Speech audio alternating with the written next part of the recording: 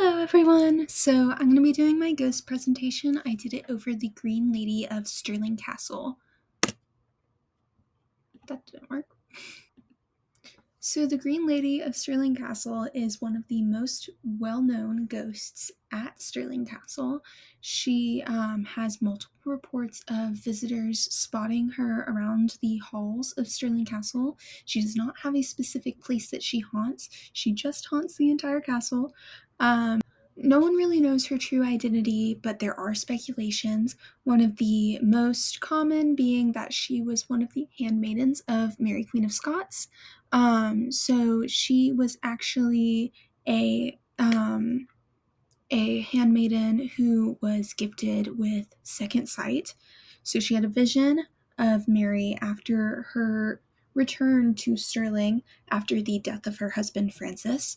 And she was spending her first night in Stirling, and the handmaiden had a vision that Mary was not going to last through her first night there. So she warned the queen of this, and Mary agreed to let her watch over her while she slept. So the handmaiden agreed, and she set up a chair near Mary's bed and was looking out for the queen that night, but she began to feel very, very sleepy and very, very tired. So she put up a candle so that if Mary were to wake up and it was dark, she wouldn't be spooked because there would be a candle emitting light for her, but also to help keep herself awake. So unfortunately, she did fall asleep while that candle was still going, and she woke up to find Mary's bed absolutely engulfed in flames from the candle. So she immediately leapt into action. She tried to wake the queen. Mary was not stirring. She would not wake up. So the handmaiden starts to pick up the queen and starts to try to break out. The door is not budging, so she calls out for help, and the guards come to her safety and come help save Mary. But in the process, the handmaiden's dress had caught on fire. Her green gown had caught on fire, and she unfortunately died from her injuries. We don't know if she died directly at the site or if she died later on, but she did pass away. There is no record of her truly existing, so this is only our speculation, as there is proof that the fire in Mary's bedroom did happen. But it is undeterminable whether she was real, but there are historical accounts, like I said, of her. So why are we scared of the Green Lady? She is said to haunt the halls of Stirling Castle in her guilt, having put the queen in danger with the candle. Her gift followed her into the afterlife of second sight, but not exactly in the way that she wanted. In her life, she seemed to be able to want to use her gift for good and use it to help her queen, help other people around her. But unfortunately, in the afterlife, it made her a harbinger of death and doom to people. And it was said that after she was seen, accidents would occur, and if you were to look her in her eyes, you would be met with death. So there are quite a few encounters of this Green Lady. Our lovely lady has been spotted quite a few times near these stairs pictured.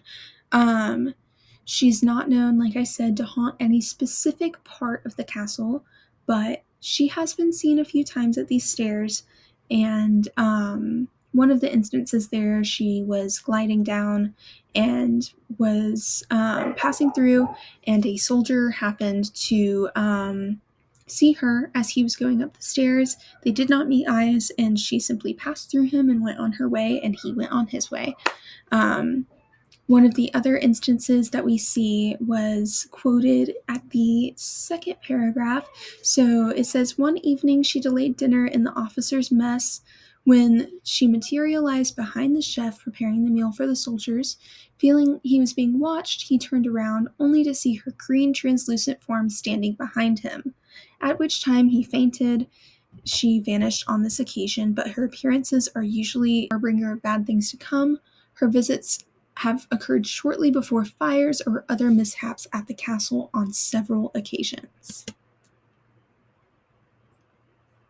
I always keep doing that and it never works. Okay, so the last instance that we're going to talk about specifically in this presentation is one that did actually talk about looking her in her eyes. So one night, a sentry on his way to start his guard duty came across the body of a guardsman he was on his way to replace. The guardsman was dead at his post, his mouth wide open with a look of sheer horror. Over the next few decades, the sentry duty was halted and the battlements dismantled, leaving only an angled roof. Alarmingly, in the room directly below, footsteps were heard walking across the ceiling as though the sentry was still making his rounds. So, how do we explain the Green Lady? Our textbook delves into explanations of the differences between apparitions and hallucinations. Apparitions tend to appear and relate to someone living or dead and can be seen by multiple people, while hallucinations tend to be unknown figures who are typically only experienced by one person. So we can decipher we so we start to decipher whether the Green Lady is an apparition or a hallucination. Um, so we could argue that she is a hallucination because she's only being experienced by one person at a time from the instances that we're seeing, the few stories about her and seeing her. But it is most likely that she is an apparition. Um, though multiple people have had experiences with her, it seems that one person is experiencing her at a time, as I said, and they already knew her story usually going into that.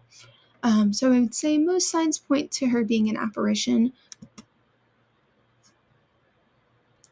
So it seems to me that the Green Lady appears very similarly to most people. She is usually a full body apparition of a beautiful woman. She is always wearing green, whether it is a cloak or garments. She seems to be possibly wearing that cloak most of the time, as I said, and she is probably looking down most of the time as you are not supposed to meet her eyes. Um, People who see her or have experiences with her seem to already know her story going into these experiences. These people may be higher on the transliminality scale, which is probably making them more likely to see Our Lady in Green. Like the slide talks about, apparitions are typically going to appear when you're stressed, maybe when you're asleep. They can occur near someone's death or just spontaneously. When someone is experiencing a death, the death of that person is usually on their mind a lot, especially as they're thinking about where they're going in the afterlife. This could be the harbinger of seeing the Lady in Green. Same with the spontaneity of some of these things. The castle is known to have a lot of death surrounding it and tragedy, so it is not unlikely to say that these people are knowing about this death and tragedy going into it, and the history aids to this spooky atmosphere of the castle, which could cause people to have experiences with what they believe to be the Green Lady. So there are 5 categories of ghosts referenced in our textbook. There are traditional ghosts or revenants. These are apparitions of individuals who were once alive and appear to be associated with a particular person. There are haunters, which are apparitions of individuals associated with particular locations dressed in clothing from a previous era. They do not tend to interact with the observer. There are crisis apparitions, which are apparitions that appear probably to a loved one whilst going through a traumatic event. So this would be maybe their loved one is going through a car accident and it's probably fatal, so they visit them while this is happening. There are also phantasms of the living, which are very similar to crisis apparitions. They're apparitional experiences of people who are still alive, who may be going through a traumatic experience as well, but they're surviving through it. It's just they are also appearing, even though they are still living, to another person. And the fifth is a doppelganger, which is two forms of a person who are perceived at the same time. Um, so we can see clearly that the Green Lady is definitely not a doppelganger, and she is not a phantasm of the living or a crisis apparition. Though her death was pretty traumatic, it was in the past, so she is definitely not visiting any loved ones to during her traumatic event because it has already happened. So that leaves us with the traditional ghost or a haunter. Though the traditional ghost definition does make sense, the best option is definitely the haunter. As we talked about earlier, she is usually clothed in green, possibly in a cloak or her handmaiden uniform, which would mean that she is dressed in clothing from a previous era. She does not tend to interact with observers, so that also lends itself to the haunter theory. And she is associated with a particular location. She's associated with Stirling Castle. She's not associated with a certain part, but she is associated with the castle itself. So, it is said that places receive numerous reports of apparitional and paranormal experiences may be associated with unusual electromagnetic activity. This is one of the other causes that we think could be going on for these hauntings. This could also aid itself with lighting. So shadows could appear and seem to be figures when there's not truly anything there. There's also many haunted places that are associated with low frequency sound. Low frequency sound can increase experiences with a combination of the effects as well as the expectation going into the environment. So, low frequency sound can actually vibrate your eyes, and that can cause you to have blurry vision, which can make you think that you're seeing figures or feel very funny inside, which is how some people describe their experiences with ghosts. So, this could be this could be related to a paranormal experience, but it could also be the effects of low frequency sounds that are making us believe that we are having a paranormal experience. So there are the psi approaches. These are four different hypotheses that are said to explain all of the different kinds of paranormal experiences. So firstly, there's the traditionalist spiritualist hypothesis. This says that apparitions reflect the earthly presence of a discarnate spirit who is unable to make the transition into the afterlife.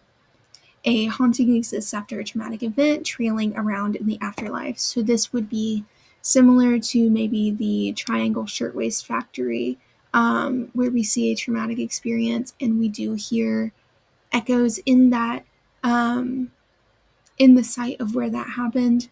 They hear paranormal experiences that they seem to be like screams and groans. That would be very similar to this. So it's like an echo of that traumatic experience still happening in the afterlife. There is the perceptual hypothesis, which says there are effects between electromagnetic fluctuations and neural functioning that causes people to perceive ghosts. So, like we talked about with low frequency sound, there are these effects that come with the electromagnetic fluctuations that make you feel like maybe a little funny, maybe a little different from normal, that are causing you to think maybe that this is a paranormal experience where it could be just electromagnetic fluctuations in the environment. There is the telepathic hypothesis, which says that apparitions result from an intense connection to someone, which causes communication telepathically and is seen as an apparition whilst communicating. This would be supported by crisis apparitions, as well as, well, I wanted to go back, but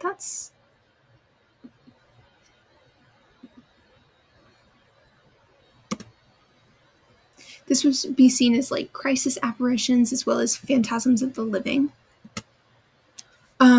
So then there is the psychokinetic hypothesis, which is intense subjective experiences that affect the physical world through the person undergoing the intense experience. So this is not to say that it would be exactly a ghost going through this as much as it would be a person. So we've talked about in the past how poltergeist experiences can sometimes be manipulated through psychokinesis, which would be maybe there's a troubled teen in the household who is going through a very traumatic time in their life, and they are causing these instances instead of what someone else would see as a poltergeist going on. So, looking through these, we can see already that it's most likely not the telepathic or the psychokinetic hypothesis, as this ghost is trailing around during random times. It's not really likely that this is another living person manipulating this. It has gone on for centuries, so very unlikely. Um, it's also more than one person in history has reported a sighting of these ladies, of this lady, and she has already passed away, which already kind of disproves part of that, as well as not having any personal connections with the people who have experienced her. The traditionalist and perceptual hypothesis are the two best ideas for this spirit, but it's hard to say which one fares better for our ghost. The traditionalist theory fits as she is most likely lingering after a traumatic death from the fire while trying to save the queen, but there is no direct record of her ever existing or even dying from that fire. So it could also instead be a fluctuation in electromagnetic forces that is causing people to see her coming in with expectations to see something paranormal. So they already have this paranormal expectation that that castle is haunted. It's a very haunted environment. And then they're walking in with that expectation already, and with the electromagnetic forces, it's being manipulated. And so they are seeing that. Um, However, it does seem strange that her description stays relatively consistent and she doesn't seem to be seen much. This leads me to think that the Green Lady of Stirling Castle falls under the traditionalist spiritualist hypothesis, which would leave her as a ghost trailing in the afterlife after a traumatic event which caused her death.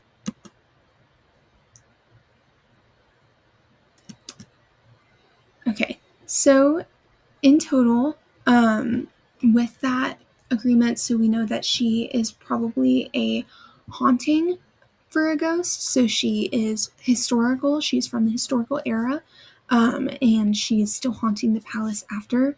And she is also in the traditionalist spiritualist hypothesis. She would be in the lines within that, as she went through a traumatic experience that caused her death. So, in conclusion, let's recap her story. She was a handmaid of Mary Queen of Scots who had a vision that her queen's life was in danger on her first night back in the castle, so she watched her to help prevent this from happening, only to cause a fire from the candle she lit to comfort the queen. She died dramatically, saving her queen, and was forgotten and left to roam the castle grounds with the omen of death and doom attached to her. She stays in the castle after having been unable to cross over, and remains stuck in the castle to spend her life serving.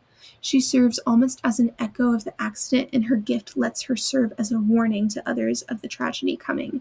I know that it does say that she is a harbinger of death and doom, but from the story that we're seeing, it is really hard for me to believe that she is a malevolent spirit as much as she is probably benevolent, and is honestly seeing these having these second sight experiences that is allowing her to warn people of all of these traumatic things coming about.